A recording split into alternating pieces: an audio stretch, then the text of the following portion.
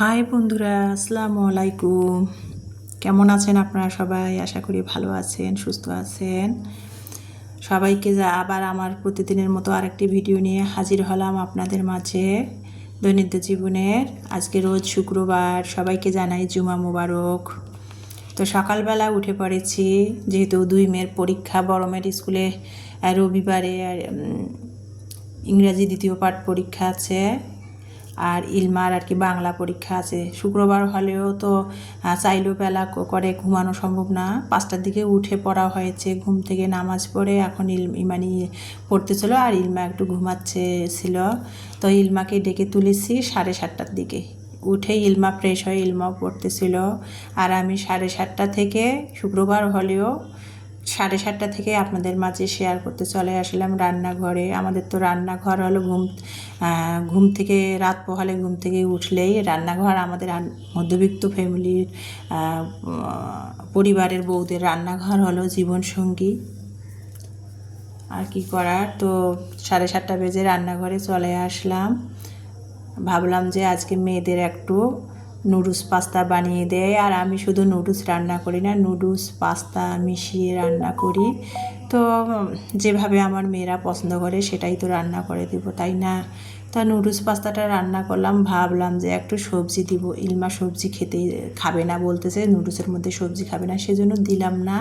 Frozen করা গাজর ছিল, সেটাই দিলাম। তো পাস্তাটা সিদ্ধ করলাম কিভাবে সেটা তো আপনারা দেখতে পেয়েছেন।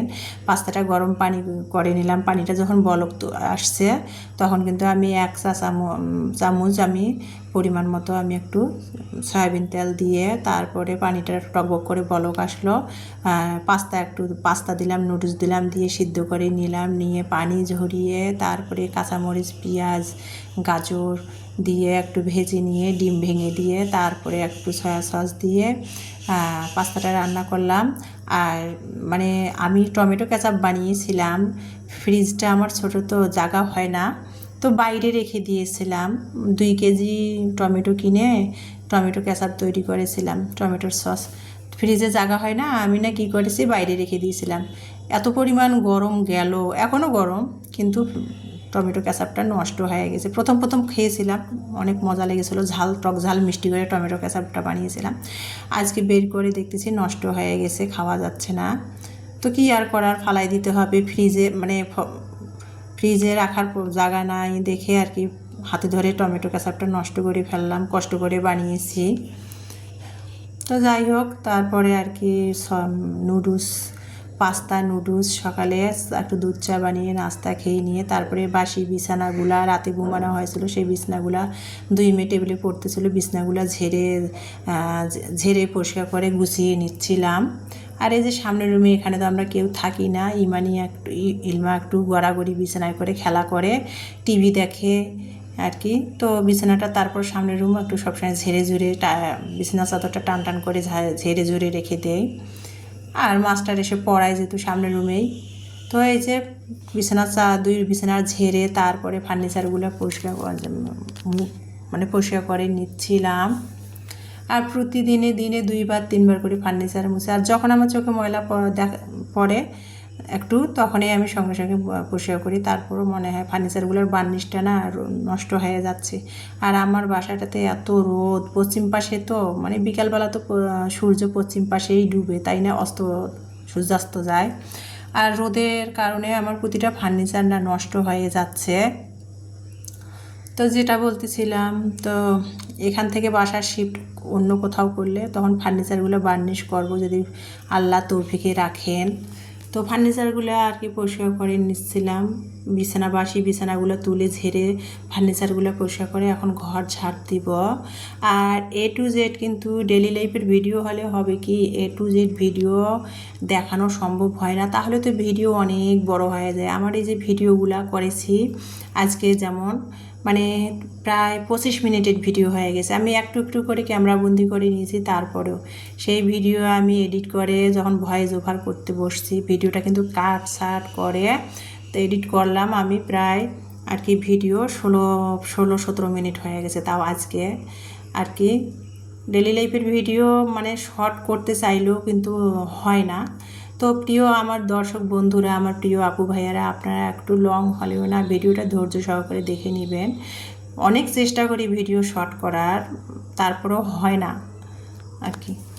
তো যেটা বলতেছিলাম, তো ফার্নিচারগুলো বকবক করতেছি আর ফার্নিচারগুলো আমি পরিষ্কার করে নিচ্ছিলাম। এই যে আমার বক্স খাটটা, এটা আমার কিন্তু সেগুন কাঠের বক্স খাট, রাঙামাটি থেকে কেনা।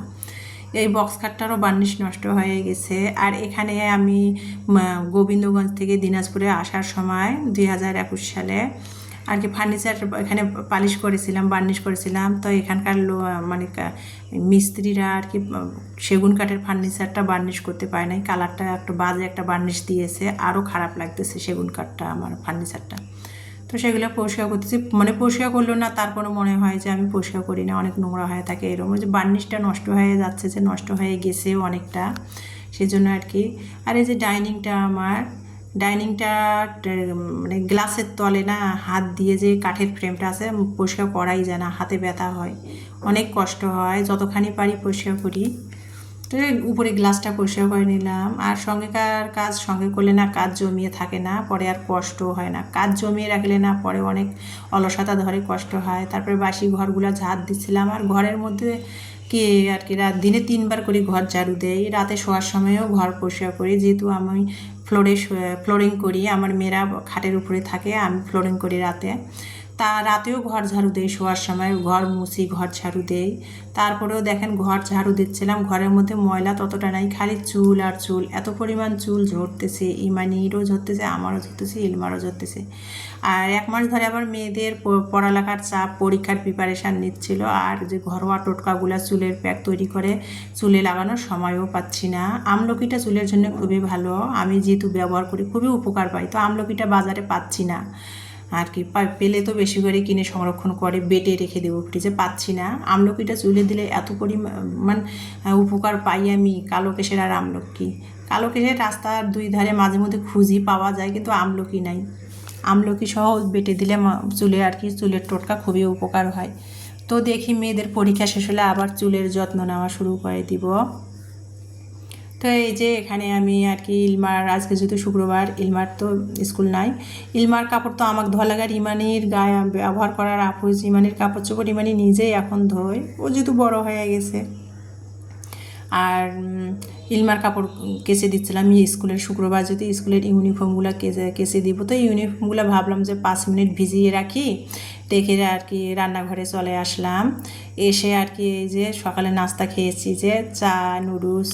তো প্লেট বাটিগুলো জমেছিল, কাপ পিসগুলো, তো সেগুলো ধুয়ে নিচ্ছিলাম। আর ওদিকে ওয়াশরুমে কাপড়গুলো ভিজিয়ে রেখে আসলাম হুইল ডিটারজেন্ট দিয়ে ফেনা করে, মানে কাপড় বলতে ইলমার ইউনিফর্মগুলো। তো এখন সকালে যে নাস্তা খেয়েছিলাম সেই বাটি কাপ টিসগুলো ধুয়ে নিচ্ছি।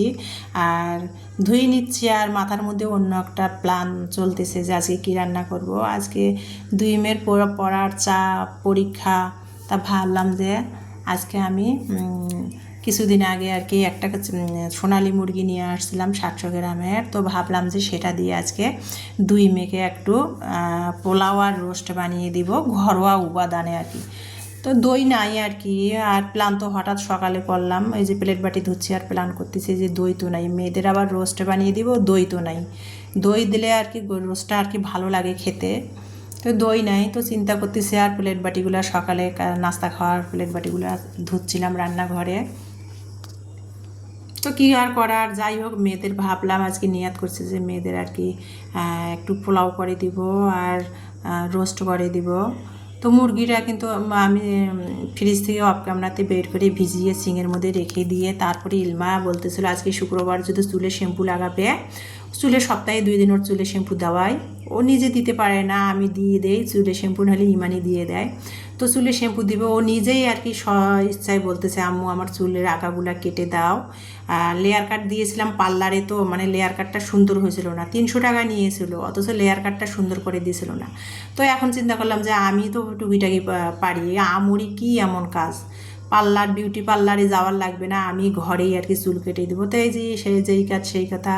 আর ইলমাও আমার কাছে বলছে আম্মু দাও তুমি চুল কেটে দাও আমার চুলগুলা, আর ও চুলের যত্ন করতে পারে না, ওর চুলের যত্ন আমারই করে দিতে হয়। সেই জন্য ভাবলাম যে গোসলে যাবে যেহেতু, তো সেই জন্য ভাবলাম যে ওর চুলগুলো আমি কেটে দেই।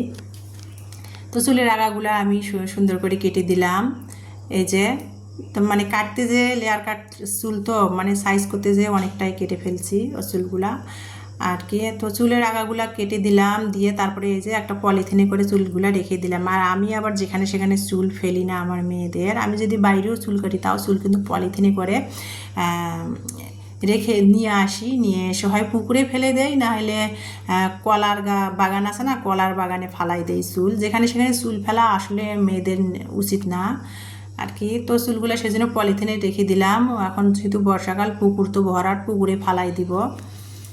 তো পলিথিনে করে চুলগুলো তুলে রেখে দিয়ে তারপরে ঘরটা আবার ঝাড় দিলাম, যেহেতু চুল কাটছি অফ ক্যামেরাতে ঝাড়ু দিয়ে তারপরে চলে আসলাম রান্নাঘরে। ওই যে বললাম যে রোস্ট বানিয়ে দেবো মেয়েদের আজকে একটু, যেহেতু রোস্টের মুরগি আছেই একটা, নিয়ে আসছিলাম, ফ্রিজে আছে। তো রোস্ট বানানোর জন্য ওই যে বললাম দই নাই, কি করব। তো আমার কাছে যেটা আছে সেটা দিয়ে রোস্ট তৈরি করব। তো কিভাবে রোস্টটা তৈরি করব প্লিজ ভিডিওটা না টেনে ধৈর্য সহকারে দেখেন, আমি আমার স্টাইলে কিভাবে রান্না করি। তো রোস্ট তৈরি করার জন্য পাস্তা বাদাম 3-4টা দিলাম, আর পাস্তা বাদাম দিলাম, 4-5টা গোলমরিচ দিয়েছি। আর আমার তো রোস্টের গরু, খাসি, হাঁস, মুরগি সব মশলা একটা উপাদানে আমি সব মাংসের মশলা তৈরি করে নিয়ে নিয়েছি হাতেই। তো সেটা দিব না, রোস্টের মশলা আমার কাছে আর কি আদা বাটা, রসুন বাটা সেগুলো দিলাম, পাস্তা বাদাম, কাঁচামরিচ, মানে কি দিলাম সেটা তো আপনারা দেখতে পেয়েছেন, সেটা দিয়ে ব্লেন্ড করে নিলাম। নিয়ে রোস্টের মশলা আর কি ইলমার জন্মদিনের সময় রোস্ট বানিয়েছিলাম, রোস্টের মশলা ফ্রিজে রয়েছে। তো ভাবলাম ওর ডেট আছে কিনা, তো দেখতেছি আর 1 মাস ডেট আছে।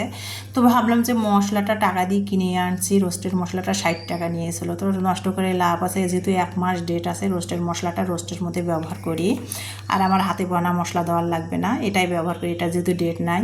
তো রোস্টের মশলাটা আমি 2 চা চামচ দিয়েছি, যেহেতু মুরগি আর কি আমার 700 গ্রাম, 2 চা চামচ দিয়েছি। দিয়ে তারপরে আমি যে ব্লেন্ডারে যে আদা, রসুন, গোলমরিচ, পাস্তা বাদাম, পেঁয়াজ সব ব্লেন্ড করলাম, সেই মশলাটা আমি 2 চা চামচ দিয়েছি, 2 চা চামচের একটু বেশি পরিমাণে দিয়েছি। লবণ, মরিচের গুঁড়া দিয়ে সব মিলে আর কি আমি একটু ব্লেন্ডারটা ধুয়ে পানি দিয়ে মশলাগুলো একটা বাটির মধ্যে তৈরি করে নিলাম। তারপরে মুরগিটা রোস্ট বানাবো, আগে বেরেস্তা ভেজে নিলাম, রোস্টে তো একটু বেরেস্তা দিতেই হবে। বেরেস্তা ভেজে নিয়ে ওই তেলে, কড়াইয়ের মধ্যে, ওই তেলের মধ্যে আমি রোস্টটা মুরগির ভেজে নিলাম আর কি।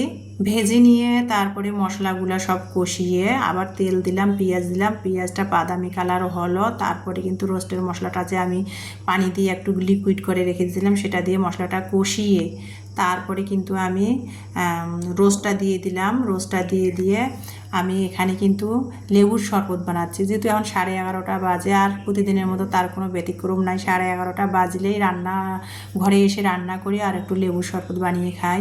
তো এখানে রোস্টটা দিয়ে দিয়েছি, আর একটু দুধ দিয়েছিলাম, আর লেবু দিয়েছিলাম। যেহেতু দই নাই সেই জন্য গরুর লিকুইড দুধটা দিয়েছিলাম আমি আধা কাপ পরিমাণ, আর 1 ফালটি লেবুর রস দিয়েছিলাম 1 চা চামচ পরিমাণ। দিয়ে আর কি আমি ওই যে রোস্টটা রান্না করে নিলাম। আর ঘিও শেষ হয়ে গেছে, ভাবলাম যে যতখানি আছে ঘিয়ের বয়মটা মুছে টুছে দেই আর কি।